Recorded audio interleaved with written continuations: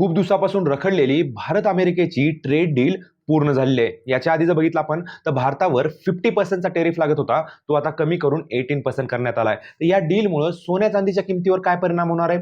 Stock मार्केटने या गोष्टीला positive का घेतलेलं आहे आणि येणाऱ्या काळामध्ये कुठल्या सेक्टरला या डीलचा फायदा होऊ शकतो? तर व्हिडिओची सुरुवात करूया. सगळ्यात पहिल्यांदा आपण बघूया की सोन्या चांदीच्या किमतीवर या डीलचा काय परिणाम होणार आहे. सगळ्यात पहिल्यांदा आपण समजून घेऊया की कुठल्याही देशामध्ये ज्यावेळेस डील होते, व्यापारी करार होतो, त्यावेळेस त्या देशाचं चलन वाढत असतं, म्हणजे त्यांची इकॉनॉमी स्ट्रॉंग होत असते. म्हणजेच काय की अमेरिकेचा जो डॉलर आहे तो येणाऱ्या काळामध्ये आपल्याला अजून स्ट्रॉंग होताना दिसेल. आणि ज्यावेळेस डॉलर स्ट्रॉंग होतो त्यावेळेस सोन्याच्या किमती आहेत त्या खाली यायला चालू होतात. दुसरी गोष्ट जी आहे की ग्लोबल मार्केटमध्ये जर आता बघितलं आपण तर जी अस्थिरता होती ती कुठंतरी कमी होताना दिसते. म्हणजे ट्रेड डील होत आहेत. आता आपण युरोपियन युनियन सोबत ट्रेड डील केली आहे, आता अमेरिकेसोबत झालेली आहे. आणि ग्लोबल मार्केटमध्ये जे आता सध्या वॉर चालू आहेत ते पण कुठेतरी थांबताना दिसत आहेत.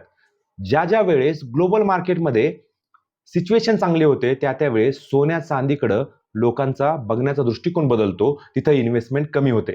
त्यामुळे ही पण एक सोन्या चांदीच्या किमतीसाठी निगेटिव्ह गोष्ट आहे. आणि तिसरी महत्वाची गोष्ट काय की इंडियन रुपया जो आहे तो कंटिन्युअसली डाऊन होत होता. आणि या डीलमुळे काय होणार आहे की येणाऱ्या काळामध्ये इंडियन रुपया पण स्ट्रॉंग होणार आहे. आणि ज्या ज्या वेळेस इंडियन रुपया स्ट्रॉंग होतो त्यावेळेस सोन्याची जी आपण आयात करतोय ती आयात आपल्याला कमी प्राइसमध्ये करता येते. आणि ही एक निगेटिव्ह गोष्ट आहे. आता आपण सिल्वरच्या बाबतीमध्ये बोलू. या डीलमुळे काय होणार आहे की इंडस्ट्रियल यूज जो आहे सिल्वरचा तो वाढलेला आहे. आणि इंडस्ट्रियल यूज वाढल्यामुळं सिल्वरची खपत पण वाढणार आहे आणि सिल्वरचं जे आहे ते इम्पोर्ट पण वाढणार आहे. त्यामुळे सिल्वरला डिमांड राहील.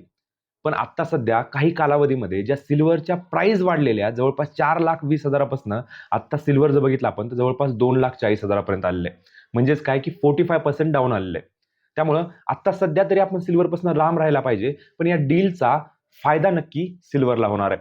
त्याच्यानंतर आपण बघूया की कुठले सेक्टर आहेत की ज्या सेक्टरला या डीलचा फायदा होणार आहे. सगळ्यात पहिल्यांदा टेक्सटाईल उद्योग, म्हणजे काय, वस्त्र उद्योग. भारतामधनं आपण सगळ्यात जास्त कपडे म्हणा किंवा त्याच्या संलग्न ज्या असणाऱ्या गोष्टी आहेत ना त्या अमेरिकेला एक्सपोर्ट करतो, जवळपास 90%.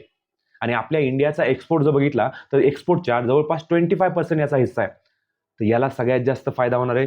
दुसरा फायदा ऑटो इंडस्ट्रीला होणार आहे. ऑटो इंडस्ट्रीमध्ये जे ऑटो कंपोनंट आपण जे एक्सपोर्ट करतो बाहेरच्या देशामध्ये त्या कंपन्यांना सगळ्यात जास्त फायदा होणार आहे. त्यानंतर जी केमिकल इंडस्ट्री आहे याला पण याचा फायदा होणार आहे. जेम्स ज्वेलरी सेक्टरला पण फायदा होणार आहे.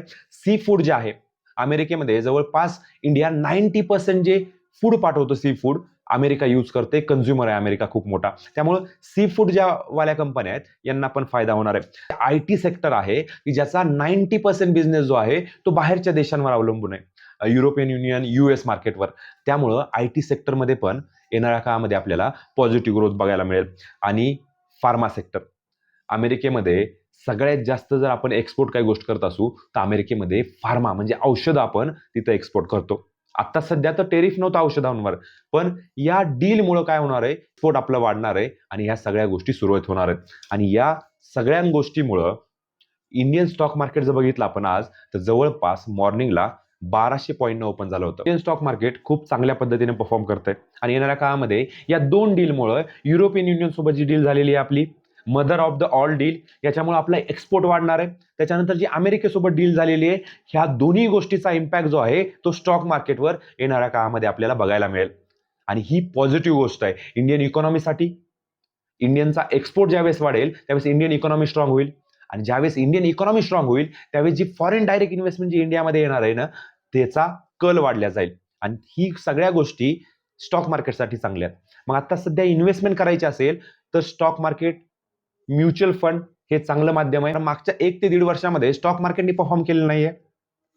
आणि स्टॉक मार्केटने परफॉर्म केले नाहीये आणि ग्लोबल मार्केटमध्ये अनिश्चितता होती, त्यामुळे गोल्ड आणि सिल्वरने परफॉर्म केलेलं आहे. त्या काळामध्ये जर तुम्हाला इन्व्हेस्टमेंट करायची असेल तर इंडियन स्टॉक मार्केट आता सध्या इन्व्हेस्टमेंटसाठी खूप चांगलं आहे. कारण स्मॉल कॅप, मिड कॅपमध्ये खूप मोठ्या प्रमाणावर करेक्शन आलेलं आहे.